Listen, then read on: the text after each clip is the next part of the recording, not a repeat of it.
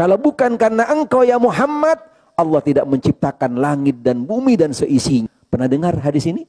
Padahal ini hadis palsu. Dan banyak lagi hadis-hadis yang lainnya. Akankah seseorang yang menyatakan dirinya cinta kepada Nabi, tapi berbohong mengatasnamakan Nabi Muhammad sallallahu alaihi wasallam, membawakan sebuah riwayat, membawakan sebuah hadis yang sebenarnya bohong, bukan datang dari Muhammad sallallahu alaihi wasallam. Apakah ini orang cinta? Apakah ini bukti cinta? Subhanallah, dipertanyakan. Karena tidak mungkin ketika kita cinta kepada Muhammad sallallahu alaihi wasallam, pastinya akan kita menjaga, melindungi beliau. Segala sesuatu yang pastinya disandarkan kepada beliau harus yang benar, yang bersih, yang valid, yang melalui proses verifikasi yang tepat dan benar. Karena ketika kita salah menyandarkan kepada beliau, pastinya dampaknya bukan hanya kepada Muhammad sallallahu alaihi wasallam, pastinya kepada agama secara utuh.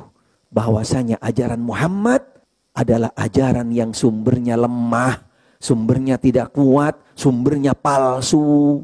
Innalillah wa inna ilaihi raji'un. Padahal agama Islam, agama yang sempurna. Tidak ada satupun dasar-dasar yang ada di dalam agama Islam berdasarkan kepada sumber-sumber yang lemah. Semuanya kuat, kokoh, dan semuanya bersih melalui proses klarifikasi, validasi yang sangat konkret.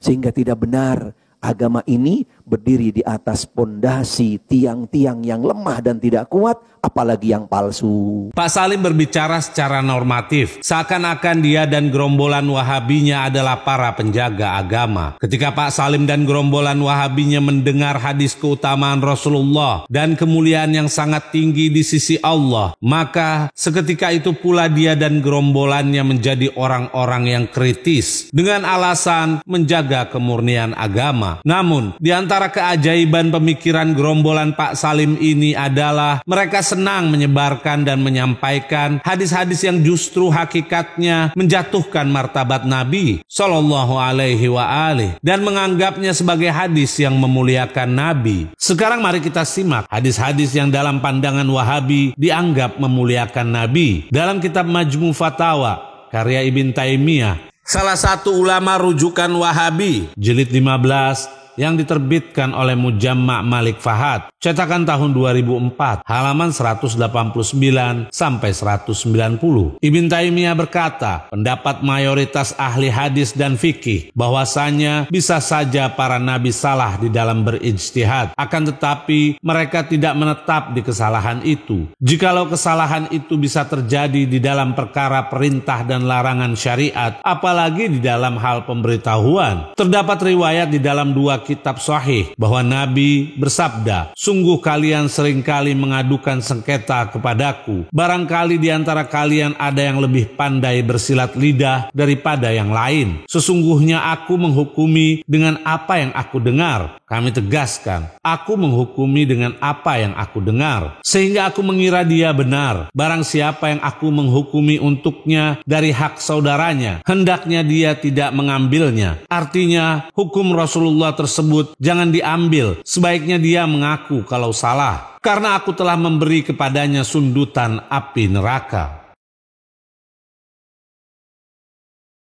Pernyataan Ibn Taimiyah tersebut sangat jelas merupakan penghinaan untuk Rasulullah. Perlu pemirsa ketahui, ijtihad adalah pendapat atau fatwa pribadi yang dikeluarkan seorang yang alim, sehingga ijtihad cocok dinisbatkan kepada para ulama, baik dari kalangan sahabat, tabi'in, sampai ke zaman kita sekarang. Apakah pantas kita mengatakan para nabi alaihimussalam, khususnya Rasulullah sallallahu alaihi wa alihi berijtihad? Sesungguhnya beliau sallallahu alaihi wa alihi adalah utusan Allah, sehingga apa yang beliau katakan, lakukan, dan tetapkan merupakan sunnah. Hal ini sudah disepakati oleh semua kaum muslimin. Bagaimana bisa dikatakan beliau sallallahu alaihi wa alihi berijtihad? Apakah Ibn Taimiyah tidak pernah membaca ayat berikut ini? Pada surat 53 ayat 3-4, Allah berfirman, dan tidaklah dia, yaitu Muhammad sallallahu alaihi wa alihi, berbicara menurut hawa nafsunya, tidak lain adalah wahyu yang diwahyukan kepadanya. Jadi semua yang disabdakan Rasulullah adalah wahyu,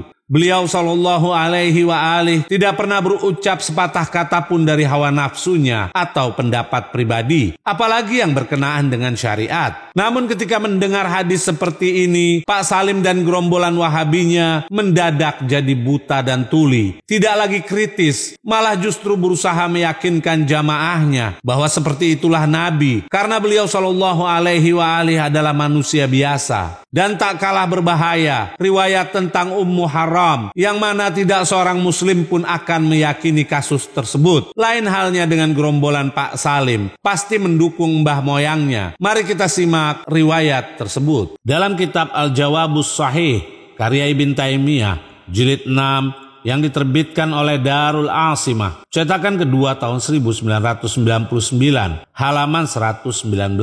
Ibn Taimiyah berkata, riwayat dari Anas bin Malik yang berkata, Rasulullah pernah datang kepada Ummu Haram binti Milhan, lalu dia memberi makan beliau, di mana saat itu Ummu Haram berada pada tanggung jawab atau istri Ubadah bin As-Samit. Lalu Rasulullah mendatanginya, kemudian dia memberi makan beliau. Setelah itu Ummu Haram membersihkan rambut kepala beliau sallallahu alaihi wa alihi dari kutu. Kami tegaskan, kepala Rasulullah dibersihkan dari kutu hingga Rasulullah tertidur. Riwayat ini bukan hanya menggambarkan kepada kita bahwa kepala Rasulullah kotor, wal iyazubillah, akan tetapi yang sangat menyeramkan bahwa beliau sallallahu alaihi wa alihi berduaan dengan wanita yang bukan mahramnya, karena dia adalah istri salah satu sahabat, yaitu Ubadah bin Samit. Karena riwayat tersebut datangnya dari mbahnya Pak Salim, Ustadz Wahabi ini, maka dia diam 1000 bahasa, atau memang para pengekornya tidak pernah membaca kitab imamnya sendiri, yang mana isinya jelas-jelas merendahkan, bahkan menghina kedudukan manusia termulia di sisi Allah. Sekarang mari pemirsa perhatikan baik-baik apa yang telah dilakukan oleh manusia tersuci dalam pandangan ulama Wahabi yang dikagumi oleh Pak Salim ini. Dalam kitab Silsilatul Ahadits As-Sahihah, karya Al-Albani, salah satu ulama Wahabi, jilid 1 yang diterbitkan oleh Maktabah Al-Ma'arif, halaman 165. Rasulullah bersabda, "Ya Allah, saya hanya manusia. Orang muslim mana saja yang aku caci atau aku laknat, maka jadikanlah baginya sebagai pensucian atau ganjaran pahala."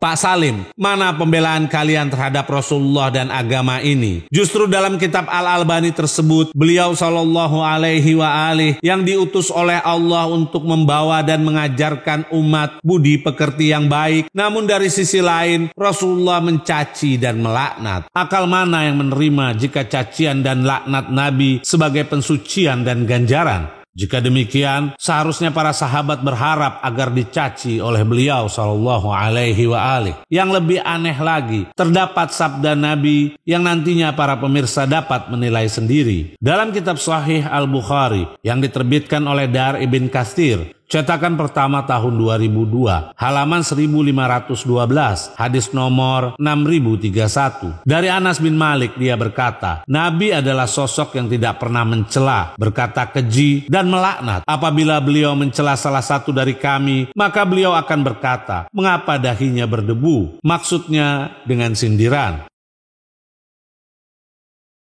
Setelah kami paparkan dengan jelas beberapa rujukan di atas, maka dapat kita ketahui bahwa Pak Salim dan gerombolan Wahabi sama sekali tidak pernah mempermasalahkan riwayat-riwayat yang pada hakikatnya mendiskreditkan Nabi. Bahkan mereka seringkali menyebarkannya, seperti riwayat yang berkenaan tentang syahwat Nabi, keinginan Nabi untuk bunuh diri, buta huruf, bermuka masam, dan lainnya, yang justru gerombolan Wahabi mencoba dengan sekuat tenaga untuk menanamkan pada umat agar meyakininya. Dan masih banyak lagi riwayat-riwayat yang meskipun termaktub dalam kitab-kitab sahih yang semestinya gerombolan Wahabi berhati-hati dalam menukilnya. Namun yang mengherankan justru Pak Salim ini memberikan nasihat kepada jamaahnya untuk berhati-hati dalam membawakan riwayat-riwayat yang mengagungkan Nabi. Ada masalah apa sebenarnya mereka terhadap Rasulullah? Kami sarankan kepada para pemirsa agar selalu berhati-hati dalam mendengarkan perkataan Pak Salim dan para ustadz gerombolan Wahabi, juga agar selalu mencari pendapat ustadz lain yang menyelisihi perkataan mereka.